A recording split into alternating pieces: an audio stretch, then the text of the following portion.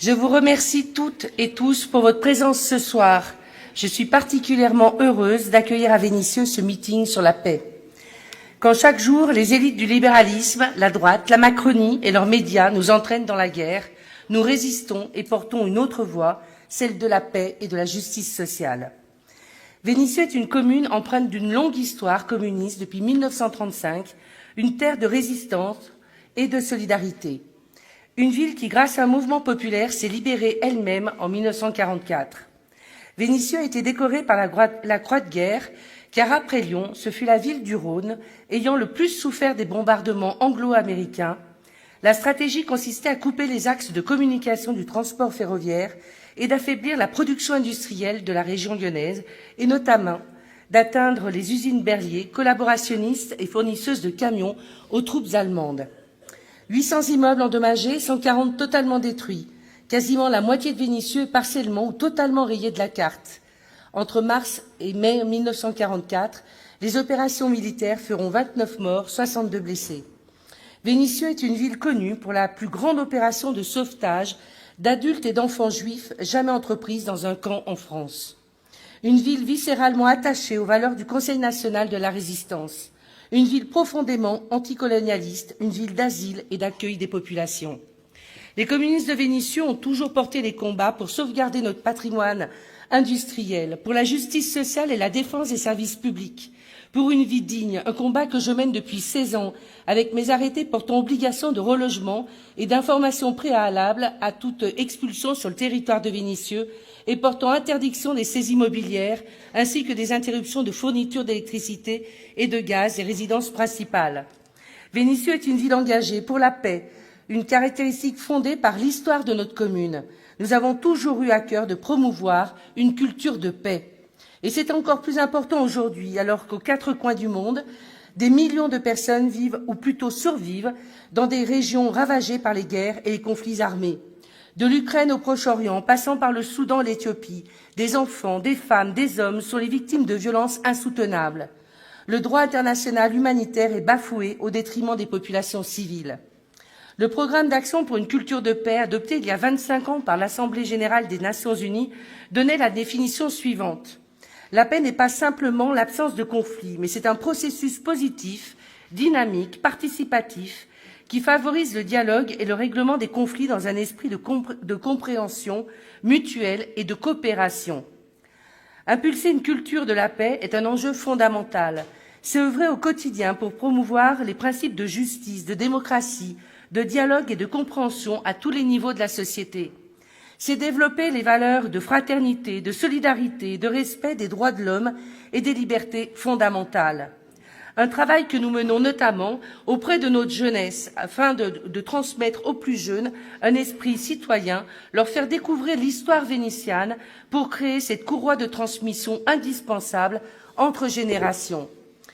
La paix s'acquiert par l'éducation, en donnant aux générations futures les outils nécessaires pour relever les défis du monde, promouvoir la tolérance, la non-violence et le respect mutuel entre filles et garçons.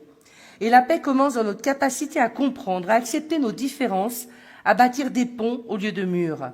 C'est plus que jamais une bataille à mener dans cette société fractionnée par des politiques gouvernementales qui sabordent les conquis sociaux et les stratégies de rentabilité qui divisent les citoyens. Une division qui dessert le peuple et fait le jeu du Rassemblement national. Notre ville est et restera une commune de paix et de solidarité. C'est l'histoire de Vénissieux de répondre présente pour aider les populations, premières victimes des catastrophes climatiques comme des conflits armés. Notre solidarité n'est pas à géométrie variable. Il s'agit d'être présent pour venir en aide aux populations à travers des actions humanitaires avec le Secours populaire, Médecins sans frontières ou autres. En Ukraine, en Palestine, à Gaza, au Liban, à Mayotte, en Turquie, en Syrie, en Haïti, aux Comores, etc. Notre engagement pour la paix, c'est aussi le traité d'amitié qui lie la ville de Génine à Vénissieux depuis de nombreuses années avec une action forte en 2024 où nous avons accueilli la tournée d'un groupe de jeunes danseuses et danseurs venus du camp d'Ascar, à l'est de la ville de Naplouse, en Cisjordanie. Ces jeunes nous ont montré, à travers le dabké, danse folklorique ancienne, la richesse de la culture palestinienne. Lorsque je les ai reçus en mairie, j'étais impressionnée par leur courage et leur fierté de porter l'identité et la résistance du peuple palestinien. Nous les soutenons, et cette main que Vénitieux tend à Gaza, à Jénine et à toute la Cisjordanie est la main de la fraternité, de la solidarité, de la paix et de la reconnaissance de l'État palestinien.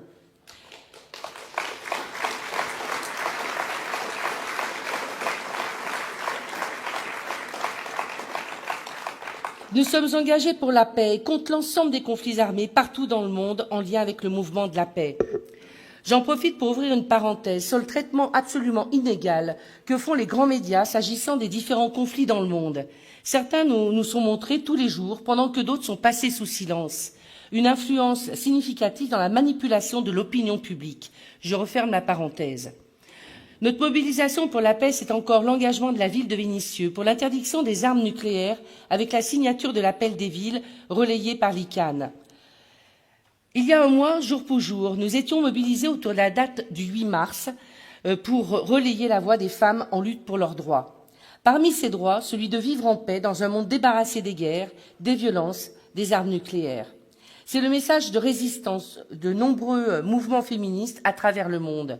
Je veux ce soir leur rendre hommage pour leur courage et rappeler que les femmes et les enfants sont les premières victimes des conflits. Leurs droits et leurs conditions de vie sont bafoués et elles et leurs enfants sont victimes de terribles violences. Nous savons que des violences sexuelles sont utilisées comme armes de guerre pour humilier, déstabiliser les populations civiles. Les femmes violées, mutilées, condamnées à la prostitution et à l'esclavage sexuel payent le prix fort des conflits. Les enfants sont utilisés comme enfants soldats et pour certains se rajoute aussi l'esclavagisme sexuel, notamment pour les filles. Quel monde voulons-nous bâtir? Quel relais souhaitons-nous passer aux générations futures? Qui peut croire que les peuples ont un quelconque intérêt à se battre entre eux et à cette course folle aux armements? Un autre monde est possible, nous devons le dire, le redire, face au discours des va-t-en-guerre qui souhaitent nous enfermer dans la peur. Car oui, il faut le dire, certains ont besoin que le monde soit en guerre. L'heure est à dépasser le système capitaliste et son système de concurrence qui crée la guerre et qui se nourrit de la guerre. Macron et son gouvernement, qui souhaitent envoyer nos troupes en Ukraine, nous parlent d'une économie de guerre. Plusieurs dizaines de milliards d'euros supplémentaires à trouver en faveur de nos armées. Que devrons-nous sacrifier? Les retraites, l'école, l'université, l'hôpital public? Ou peut-être le budget des communes et leur mission fondamentale d'amortisseur social face aux crises qui s'additionnent? Nous avons une responsabilité urgente et possible, celle d'affirmer que le discours dominant, qui nous vend la guerre comme seule possibilité, est un mensonge. D'autres options doivent être choisies, mettant en premier plan la coopération entre les peuples. Nous devons consacrer notre énergie et nos richesses au développement de l'humanité plutôt qu'à sa destruction. Nous devons œuvrer pour la paix, la sécurité collective et un nouvel ordre du monde, de fraternité, de solidarité, de coopération. Je vous remercie.